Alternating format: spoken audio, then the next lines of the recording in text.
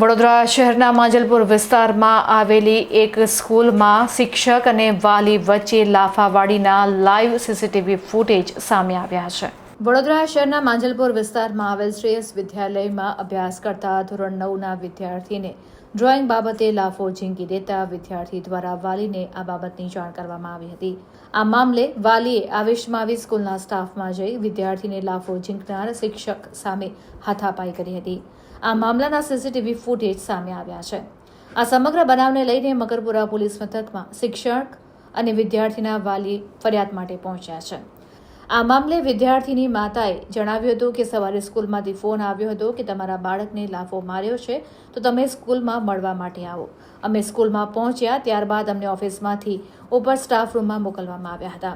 Staff રૂમમાં જતા જ શિક્ષક દ્વારા વિદ્યાર્થીને લાફો મારવામાં આવ્યો હતો। તેને મારા પતિએ સ્ટાફ રૂમમાં જઈ શિક્ષક દ્વારા વિદ્યાર્થીને લાફો મારવામાં આવ્યો હતો। તેને મારા પતિએ સ્ટાફ રૂમમાં જઈ લાફો ચોડી દીધો હતો। ત્યારબાદ બધા જ સર અને મેડમ મારા પતિ ઉપર ગુંડાની જેમ હાવી થઈ ગયા હતા। આ તમામે તેમને પણ નખ મારીને માર માર્યો હતો। મને વિડીયો લેવા દેતા ન હતા અને કેબિન બંધ કરી દીધી હતી।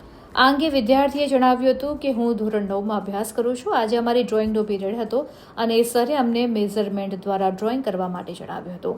અમને ડ્રોઈંગ માટે સરે શીખવાડ્યું હતું અને અમે ડ્રોઈંગ કરી રહ્યા હતા। સરના હાથમાં ફૂટપટ્ટી હતી અને તેના ડરથી બધા કહેતા હતા કે અમને ખબર પડી ગઈ છે। હું એકલો જ હતો કે મને આ બાબતે ખબર ન પડતા મેં તેઓને ના પાડી હતી। વધુમાં જણાવ્યું હતું કે ત્યારે સરે મને કહ્યું હતું કે તમે બધા ધોરણ 9માં કઈ રીતે આવી ગયા છો, તમને એક મેઝરમેન્ટ સમજ નથી આવતું, તેમ કહીને મને સરે લાફો મારી દીધો હતો। લાફો માર્યા બાદ 3 વાર તેમના હાથમાં રહેલી ફૂટપટ્ટીથી મારી પીઠ ઉપર માર મારવામાં આવ્યો હતો। હું રડતો હતો ત્યારે મને સરે કહ્યું કે શું કરું, ત્યારે મેં મારા માતા પિતાને ફોન કરવા માટે જણાવ્યું હતું।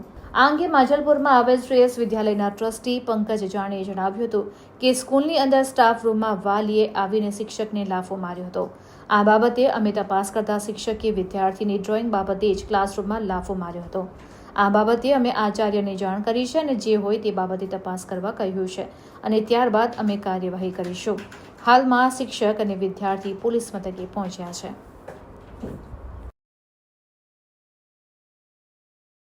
વિદ્યાલય માંજલપુર છે। મેં 9મા ધોરણમાં ભણું છું। અમારે આજે ડ્રોઈંગનો પીરિયડ હતો। સર આવ્યા અને મેઝરમેન્ટ લઈને ડ્રોઈંગ કરવા માટે કહેતા હતા। અમે લોકો ડ્રોઈંગ કરવા માટે બધાએ ચોપડો કાઢ્યો। અમે ડ્રોઈંગ કરતાં સરને એક વખત શીખવાડી દીધું। અમે લોકોએ બધા સરના હાથમાં ફૂલપટ્ટી હતી તો બધા કહેતા હતા એના ડરથી ફૂલપટ્ટીના કે અમને ખબર પડી ગઈ। મેં ખાલી એકલો હતો કે મેં કીધું કે અમને ખબર નથી પડી। તો સરે કીધું તમે લોકો આ 9મા ધોરણમાં કેવી રીતે આવી ગયા, તમને એક મેઝરમેન્ટ નહીં સમજ આવતી।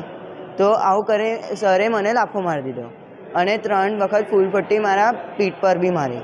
અને રડ્યા પછી સર મેં રડતો હતો તો સરે પૂછ્યું તારા માટે શું કરું, તો મેં ડરીને કીધું કે મારી મમ્મીને ફોન કરો। તો એના માટે બી સર કહેતા હતા કેમ તારા પેરેન્ટ્સને ફોન કરું મેં। હા લાગેલા છે, 2 લાગેલા છે। પ્રિન્સિપલને જાણ કરી પણ હવે એ સ્ટાફ જ એક થઈ ગયો છે। સ્ટાફ જ એક થઈ ગયો છે। મારા પેરેન્ટ્સ બી ગયા તઈ તો તેમને ધરી લીધું। હા પોલીસ સ્ટેશન અમે કમ્પ્લેન્ટ FIR કરવા માટે આવ્યા છે। સરનું નામ છે કિરણ, આખું નામ હજુ ખબર નહીં અમને। મારો સમર્થ સંતોષ પાર્ટે સ્કૂલમાં ભણે છે, શ્રેય સ્કૂલમાં। પણ સવારે ફોન આવ્યો મને કે તમારા છોકરાને લાફો જડી દીધો છે તો તમે મળવા આવો। મેં કીધું કેમ લાફો જડી દીધો છે સર તમે? તો કે મેં મારા છોકરાએ બાબાએ કશું કર્યું છે? તો કે ના કશું કર્યું નથી પણ તમે મળવા આવો ને। તો મેં કીધું કે સારું આવીએ। પછી અમે ગયા તો અમે નીચે ઓફિસમાંથી કીધું કે સરે ઉપર તમને સ્ટાફ રૂમમાં બોલાય છે, એટલે અમે ડાયરેક્ટ સ્ટાફ રૂમમાં ગયા। અને કોઈ પણ પેરેન્ટ્સ હોય, હવે આપણે કોઈ દિવસ હાથ ના લગાવ્યો હોય ને સાંભળીએ તો તકલીફ થાય ને, એટલે પછી મારા મિસ્ટરે એમને કીધું કે કિરણ સર, તો કે હા। પછી મારા મિસ્ટરે પણ એમને લાફો જડી દીધો અને જેમ લાફો જડી દીધો ને એમ બધા જ સર મેડમ ગુંડાની જેમ મારા હસબન્ડ પર હાવી થઈ ગયા। એમની બોચી પકડી દીધી, એમનો નખો મારી દીધા અને પછી બધા મેડમે મને વિડીયો પણ ના લેવા દીધો। બધા મેડમ પણ આ જેટલા બેસ્યા છે ને એમના એ બધા મેડમે મને પણ ઘેરી લીધી અને વિડીયો પણ ના લેવા દીધો। મારા હિતમાં હતો એટલે, અને કેબિનનું બાયણું બંધ કરી દીધું। આવી રીતે તો મારા જોડે થયું નહીં।